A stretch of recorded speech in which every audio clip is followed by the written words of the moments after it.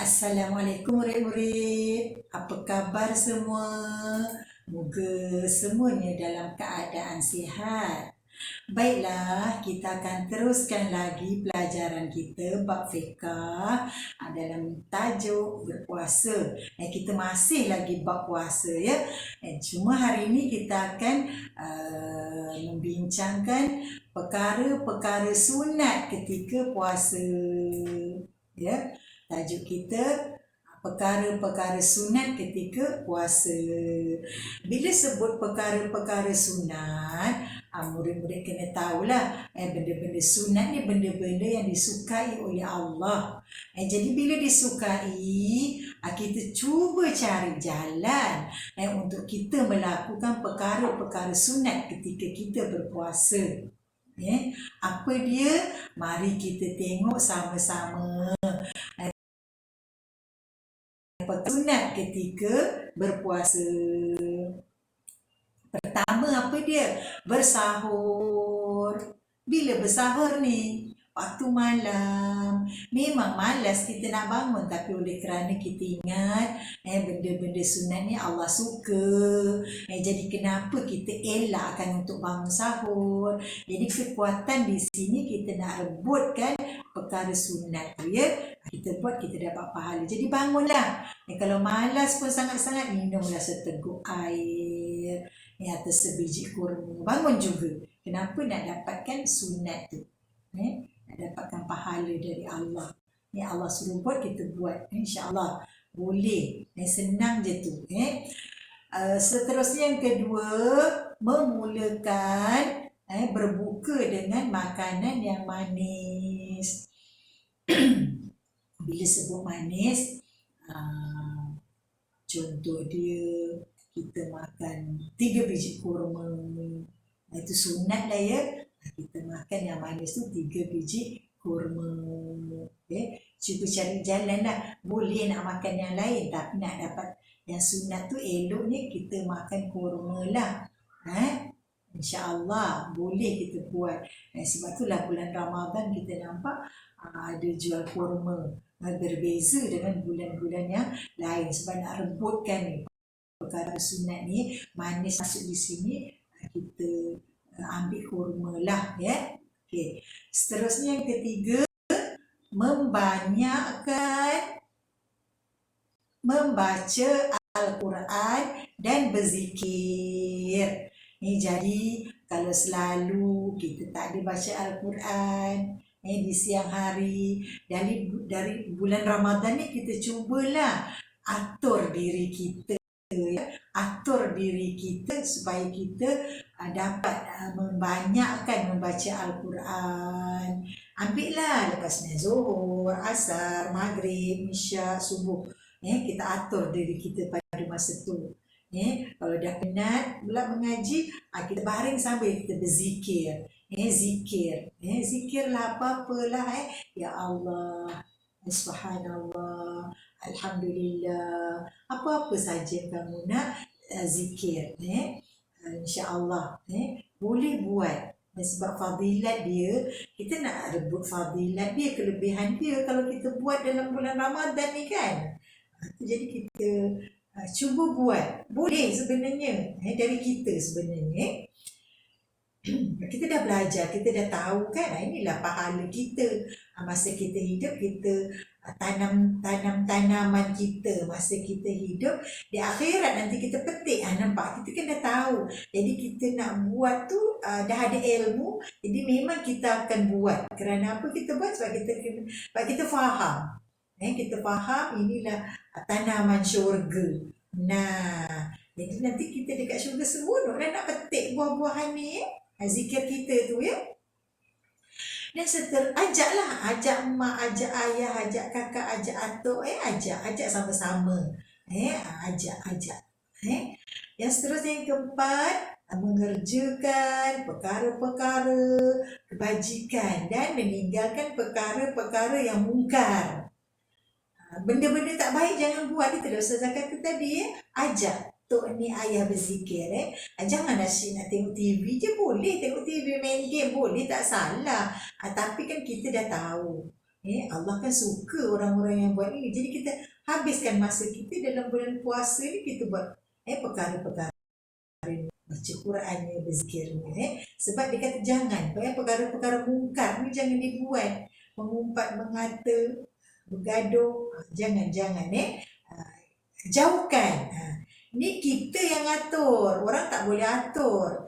Jadi kita dah ada ilmu, kita dah faham, memang kita akan tinggalkan, ya. InsyaAllah, kita dah belajar, kita mampu untuk buat. Seterusnya yang ke-5, mengerjakan solat sunat tarawih.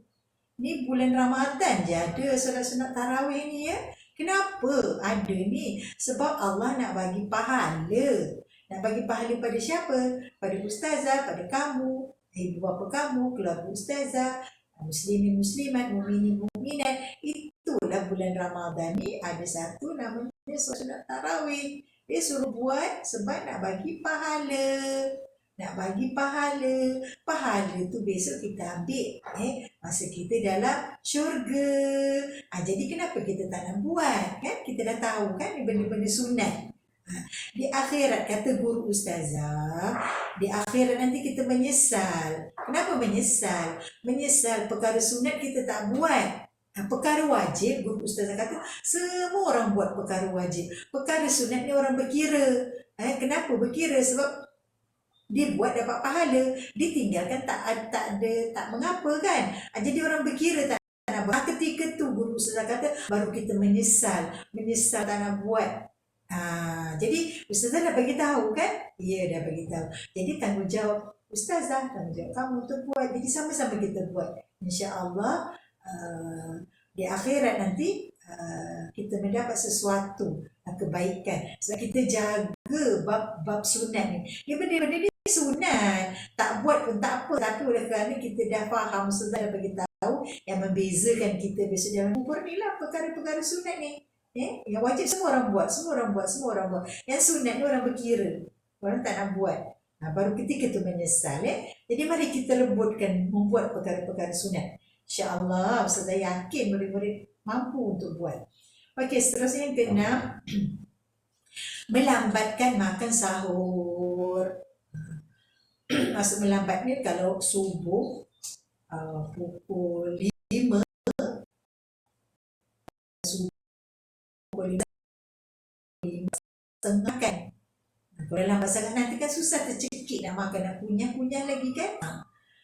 Kalau tu boleh dah tu, maksudnya dah start makan dah tu 4:30 makan. Terus seterusnya yang ke-7, segera berbuka puasa. Segera. Bila sebut segera ni, jangan terkeliru, jangan tersilap. Kamu ingat masa dah jam 5 belajar segera berbuka. Bila sebut segera ni, kamu kena pastikan dulu.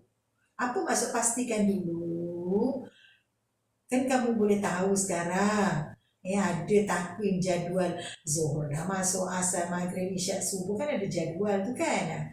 Kamu tengok, kamu pastikan jam kamu tu betul, jam tak mati. Kamu tengok takwim kalender waktu solat. Sebab macam ni, kadang-kadang kan kita pernah tahu, pernah berlaku begini. Imam tersalah tengok jam dia azan. Oleh kerana kamu pegang segera berbuka, dengar azan kamu cepat-cepat makan. Ini maksud ustazah, hati-hati. Bukan maksudnya segera dengar azan cepat ambil air minum, bukan begitu maksudnya, ya. Pastikan dulu, tengok dulu jam. Biarlah azan tu selesai dulu. Biarkan azan tu selesai dulu, barulah kamu mula berbuka puasa untuk selamat. Kenapa bimbang, jam tersalah, azan tu tersalah, tengok jam. Jadi hati-hati, tengok betul-betul. Pastikan jam kamu kalau kat rumah, kamu jauh daripada azan, jauh daripada masjid, rumah kamu tak dengar azan. Tengok betul-betul jam, pastikan dulu. Pegang kunci, segera bunyi azan, terus minum. Nanti kuatiri puasa kamu jadi batal sebab tersilap azan tu tersalah tengok jam. Seterusnya apa lagi? Membanyakkan bersedekah, membanyakkan sedekah. Kalau dulu-dulu kan masa kita kecil-kecil kan, Datuk Nik kita suruh hantar rumah sebelah makanan hari-hari kan. Biasanya jiran sebelah tu saudara mara je pun kan. Itulah jadi memang Ustazah rasa lah suasana ni. Sebelah makcik kita, adik-beradik emak, depan atuk. Jadi memanglah hari-hari kita mak akan masak lebih dan akan bagi jiran kita. Sebab itulah mak masak satu makanan, tiba-tiba bila berbuka puasa makanan jadi 4 jenis. Kenapa? Itulah jiran kita bagi. Sebab memperbanyakkan bersedekah ya. Bagilah mengikut kemampuan. Seterusnya membanyakkan membaca doa ketika berbuka. Bacalah doa ya, baca doa rugi kerana doa-doa mustajab jadi bab perkara-perkara sunat ketika puasa ni hafalkanlah ya. Tak hafal semua, hafalkan sebahagian. Sebab bila keluar periksa senang. Ataupun kita nak mengamalkan untuk diri kita kan. Nak amal untuk diri kita, kita tahulah sunat-sunat ketika puasa. Sunat-sunat ketika puasa kita dah tahu sebab kita nak buat kan. Seterusnya perkara-perkara yang membatalkan puasa pula. Tadi perkara-perkara sunat puasa. Sekarang perkara yang membatalkan puasa. Tengok perkara-perkara yang membatalkan puasa.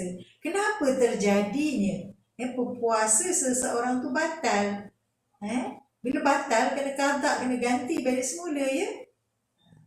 Kena ganti ni kalau batal. Dia tengok pertama apa dia? Makan atau minum dengan sengaja.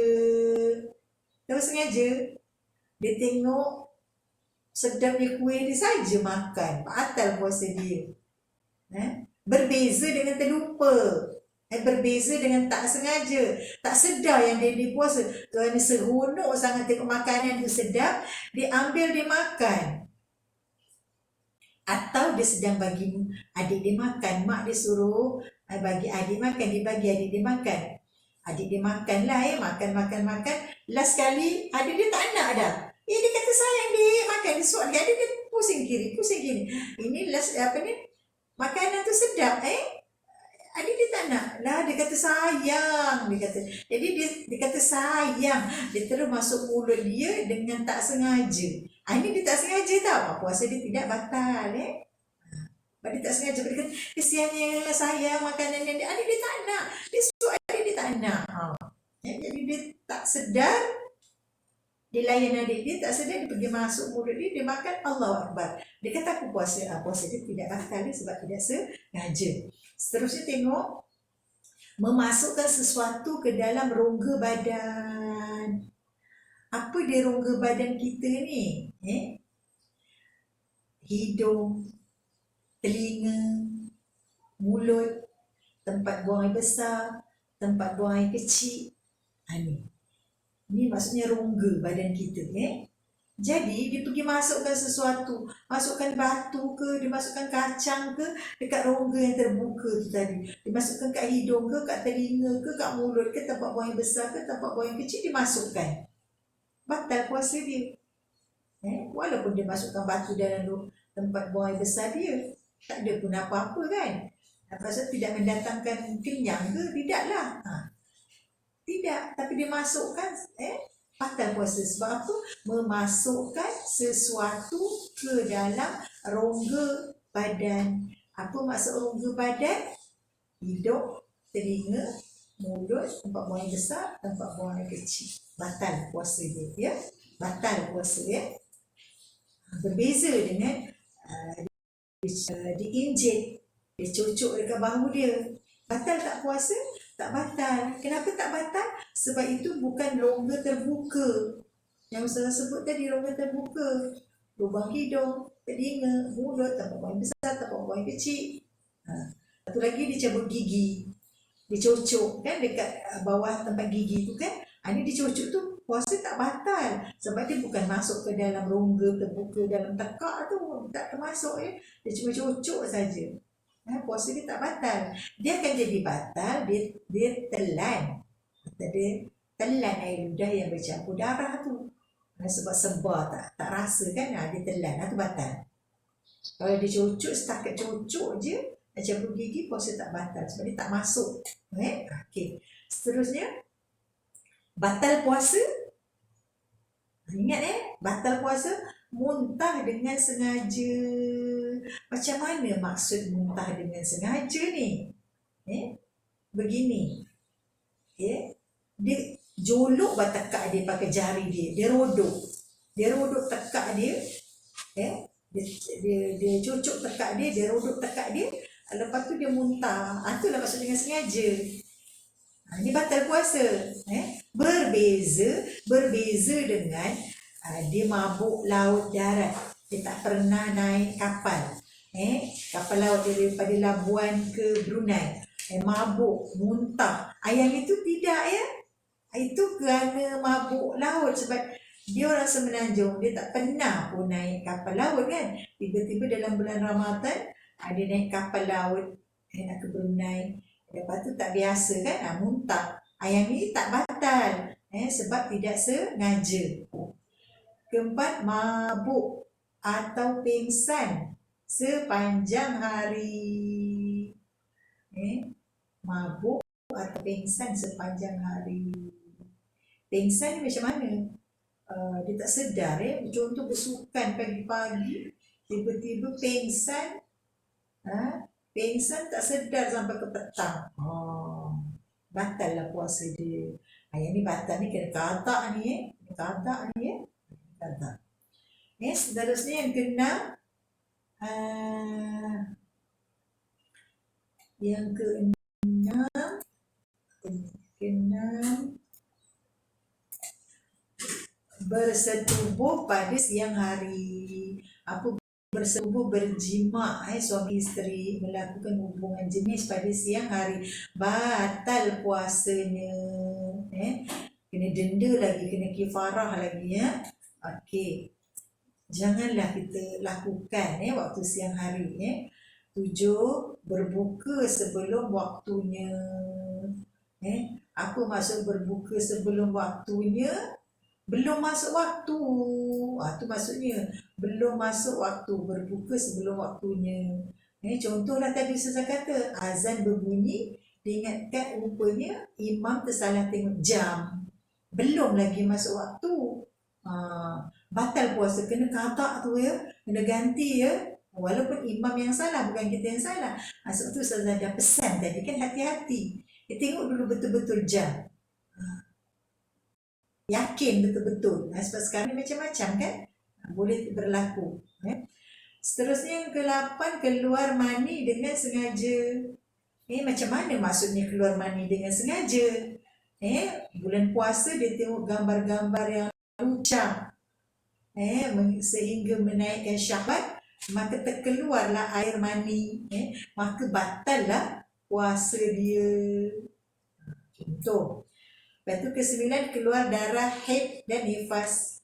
Batal puasa, sedang-sedang puasa, keluar darah haid.